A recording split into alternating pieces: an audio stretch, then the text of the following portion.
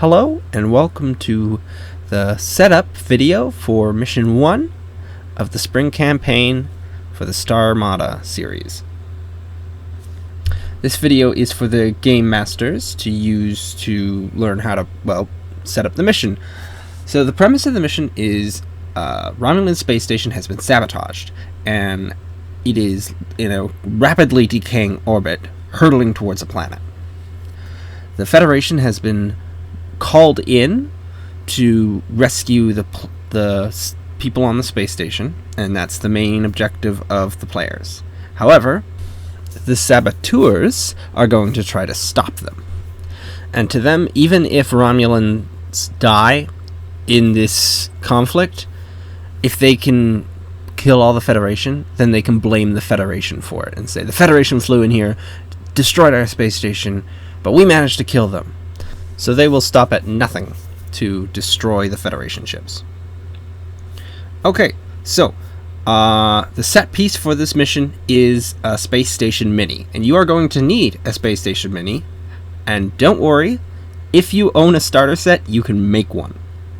To build a Space Station Mini, you just need a transparent plastic base, and instead of putting Captain Tombstones in those little cardboard slots, you take 2 Deep Space Nine objective tokens and you slide them in there instead.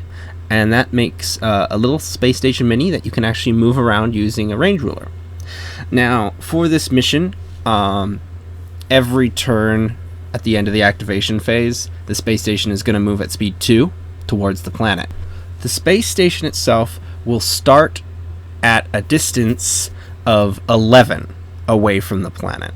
So when you have your 3x3 space, you're going to put the planet near one edge, like aligned in the middle and near one of the edges, and then you're going to put down your 5 ruler and your 6 ruler, or vice versa, and then you're going to have one end of it at the planet and the other one at the space station.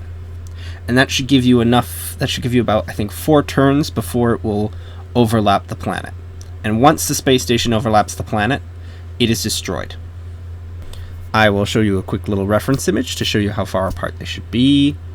Now, the players, you have them, you can choose which side they're going to be on, but they will be in, I believe, a range 1 by range 2 box situated on the middle of their side. Same with the enemy faction, just on the opposite side of the table. Finally, place 4 mission tokens for every protagonist ship on the planet. So if you're playing with 1 person, then you're going to have 4 tokens on the planet. If you're playing with 2, you're going to have 8, so on and so forth. In regards to the rules of play, because all of that so far has just been set up. First off, the space station will move at speed 2 towards the planet at the end of the activation phase.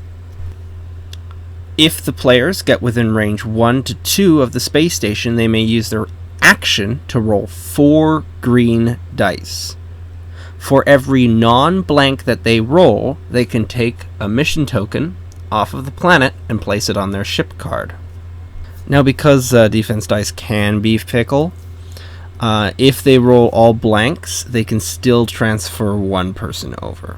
Alternatively, if they're within range 1 to 2, they can take a tractor beam action, and that will slow down the space station, and instead of doing a 2 forward towards the planet, it will do a 1 forward towards the planet.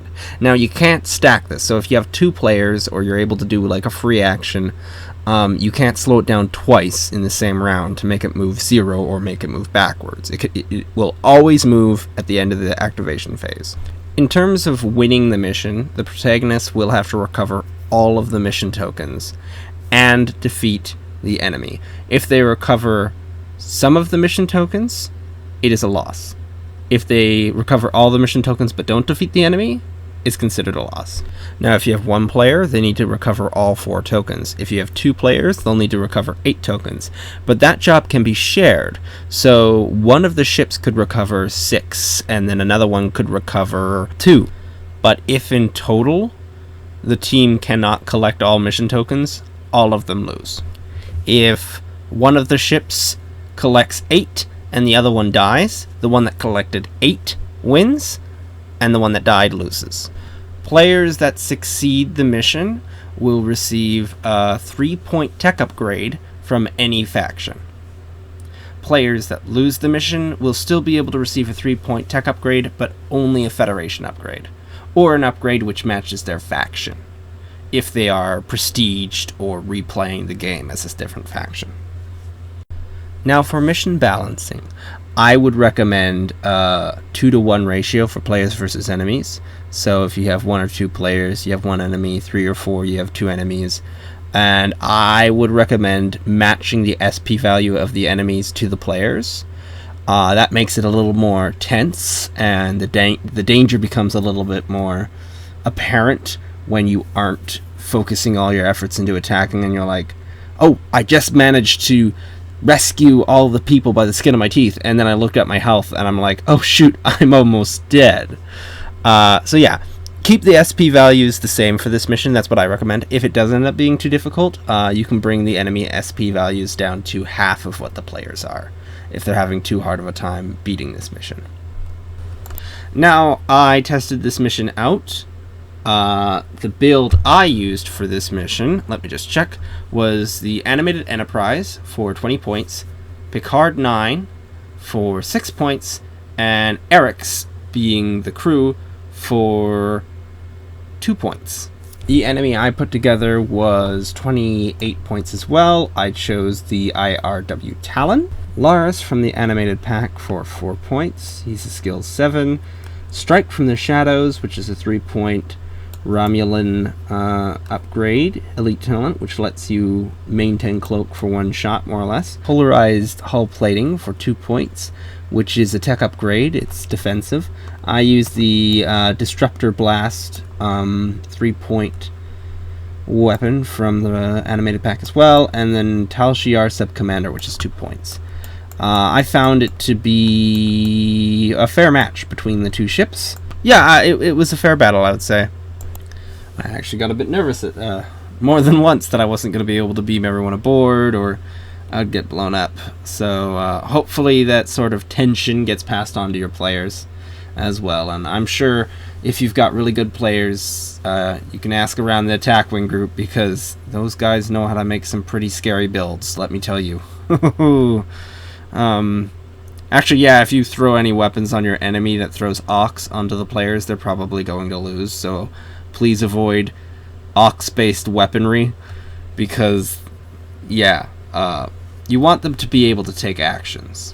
Maybe put an Ox-based weapon on one of them to scare them and fire it once, but, yeah, don't straight up make the mission impossible. I could have thrown, what is it called, cloaked mines in the middle of the path of the space station, and that would have been mean.